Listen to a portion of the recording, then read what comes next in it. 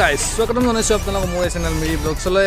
মই মৃদুল তালুকদাৰ আৰু আমি আজি আহিছোঁ পূৰ্ব তিৰুপতি শ্ৰী বালাজী মন্দিৰলৈ।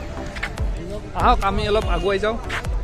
আজি মোৰ লগত আছে হেমাংগ আৰু মোৰ ভণ্টি কাকলি তালুকদাৰ। আশা কৰোঁ আপোনালোকে ভিডিঅ'টো শেষলৈ চাই থাকিব আৰু যদি আপোনালোকে মোৰ চেনেলটো ছাবস্ক্ৰাইব কৰা নাই আপোনালোকে ছাবস্ক্ৰাইব কৰিব আৰু ওচৰত থকা বেল আইকনটো দবাই ল'ব।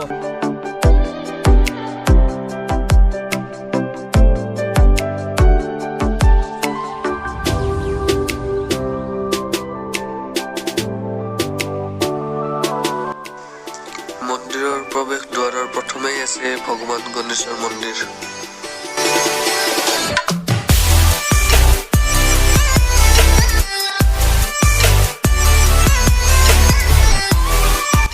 পূৰ্ব তিৰুপতি শ্ৰী বালাজী মন্দিৰৰ বিষয়ে কেইটামান জানিবলগীয়া কথা। পূৰ্ব তিৰুপতি শ্ৰী বালাজী মন্দিৰক চমুকৈ বালাজী মন্দিৰ বুলিও কোৱা হয়। এই মন্দিৰটি গুৱাহাটী চহৰৰ এটা দৰ্শনীয় মন্দিৰ। এই মন্দিৰটোক হিন্দু তীৰ্থ যাত্ৰীসকলৰ বাবে এটা পবিত্ৰ স্থান বুলি ধৰি লোৱা হয়। এই মন্দিৰটো ভগৱান ভেংকটেশ্বৰক উৎসৰ্গা কৰা হৈছে। কিন্তু ভিতৰতে আমাৰ কেমেৰা এলাও নাই, গতিকে বাহিৰৰ পৰাই যিখিনি পৰা আপোনালোকে দেখা যায় আপোনালোকে আশা কৰোঁ শেষলৈ ভিডিঅ'টো চাই থাকিব। এইটো এই বালাজী মন্দিৰলৈ সোমোৱা মেইন গেটটো এইটো।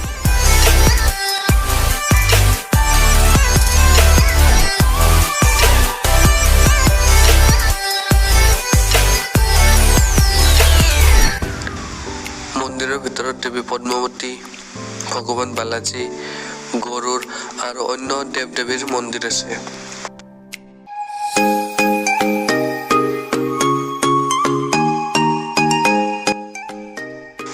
পৰ্যটক বা তীৰ্থযাত্ৰীসকল যিকোনো সময়তে এই মন্দিৰলৈ যাব পাৰে আৰু পূজা অৰ্চনা কৰিব পাৰে। কিন্তু মন্দিৰৰ আচল সৌন্দৰ্য সন্ধিয়া সময়তহে দেখিবলৈ পোৱা যায়, যেতিয়া মন্দিৰৰ চাৰিওপাশে লাইটবোৰ জ্বলাই দিয়া হয়।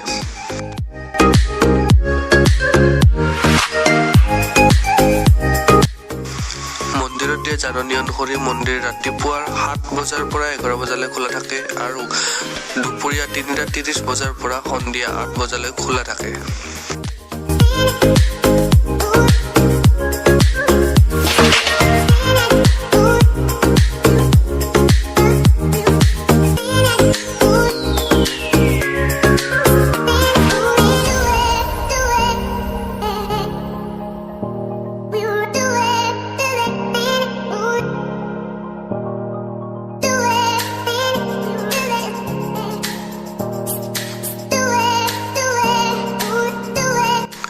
মন্দিৰৰ গাতে এখন অতি সুন্দৰ পাৰ্ক সংযুক্ত কৰা হৈছে, যাতে আপোনালোক সকলোৱে পূজা শেষ কৰি আহি অলপ বহিব পাৰে, অলপ বিশ্ৰাম কৰিব পাৰে আৰু অলপ ৰেষ্ট ল'ব পাৰে।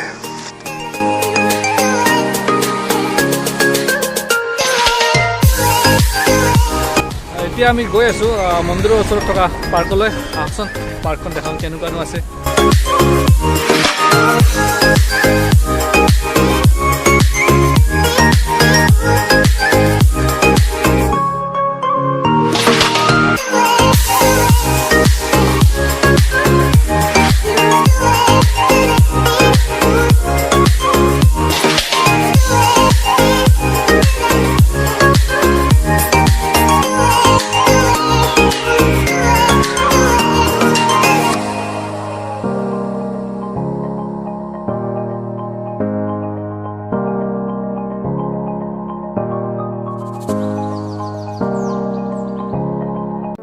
গাইছ, এইখিনিয়ে আছিল আজিৰ ভিডিঅ'টোৰ মূল কথাখিনি। আমি ভিতৰত সোমাব নোৱাৰিলোঁ আৰু যিখিনি পাৰোঁ বাহিৰৰ পৰাই আপোনালোকক দেখালোঁ বা দেখুৱাব চেষ্টা কৰিলোঁ।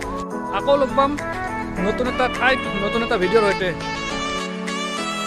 মনতে আজি মোৰ কিহৰে শিহৰণ জাগে,